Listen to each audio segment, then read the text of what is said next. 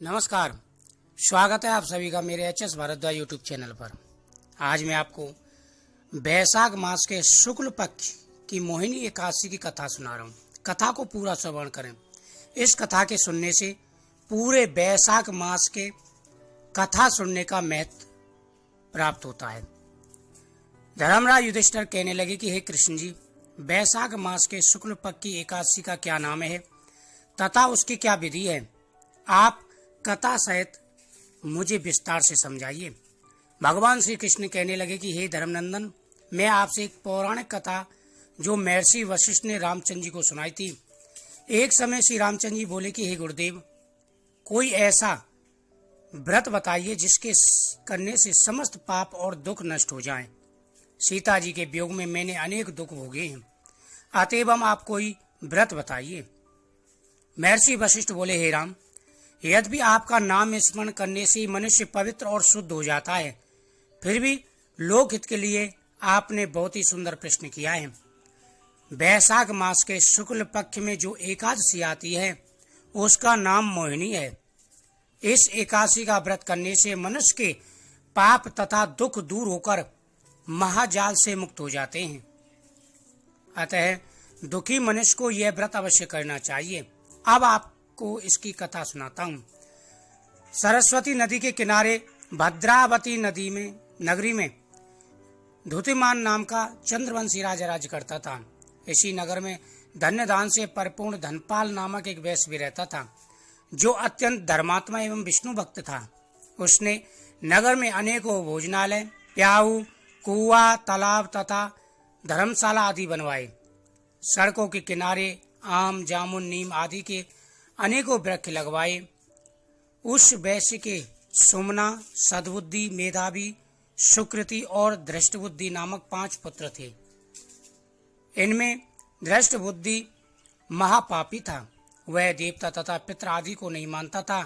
वह वैश्या और दुराचारी मनुष्यों की संगति में रहकर जुआ खेलता था, दूसरे की स्त्रियों के साथ भोग विलास करता तथा मद मांस सेवन करता था। इस प्रकार अनेक कुकर्मों में फंसकर वह अपने पिता के धन को नष्ट करता था। इन्हीं कारणों से उसके पिता, भाइयों तथा कुटुंबियों ने उसको घर से निकाल दिया और उसकी निंदा करने लगे। घर से निकाल देने के बाद सब धन नष्ट हो जाने पर वैश्य तथा दुष्ट संगी साथियों ने भी उसका साथ छोड़ दिया। अब वह भूख और प्यास से अत्यंत दुखी रहने लगा। तब उसने रात्रि के एक समय चोरी करना आरंभ किया। एक दिन पकड़ा गया, परंतु राजकर्मियों ने उसको वैश्य का पुत्र जानकर छोड़ दिया। जब दूसरी बार पकड़ा गया तो उन्होंने राजा के सामने उपस्थित कर दिया। राजा ने उसे दंडित कर कारागार में बंद कर दिया। कारागार में राजा ने उसको बहुत दुख दिया और कहा कि तू मेरी नगरी से निकल जा। वह नगरी से निकल वन में चला गया और वन में धनुष बाण से पशु पक्षियों को मारकर खाने लगा। एक दिन वह पापी भूख से दुखित होकर खाने की खोज में कौटिन्य ऋषि के आश्रम पर जा पहुंचा। बैसाख का महीना था। उस समय कौटिन्य ऋषि गंगा स्नान करने आ जा रहे थे। उनके भीगे वस्त्रों के छींटे पड़ने से उसको कुछ सुबुद्धि प्राप्त हुई और वह मुनि के सामने हाथ जोड़कर कहने लगा कि हे मुनि, मैंने अपने जीवन में अनेक पाप किए हैं। आप उनसे छूटने का कोई साधारण उपाय बताइए जो बिना धन के हो। उसके दीन वचन सुनकर ऋषि कहने लगे कि तुम बैसाख शुक्ल एकादशी का व्रत करो।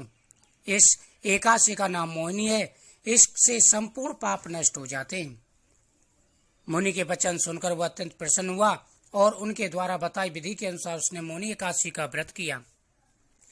वशिष्ठ जी बोले, हे राम, इस व्रत के प्रभाव से इसके सब पाप नष्ट हो गए और अंत में गरुड़ पर सवार होकर विष्णु लोक को गया।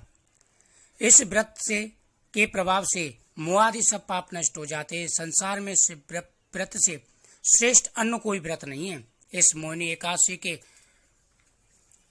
महत्व के पठन व श्रवण करने से 1000 गोदान का फल प्राप्त होता है। इसलिए प्रत्येक मनुष्य को एकादशी का व्रत अवश्य करना चाहिए।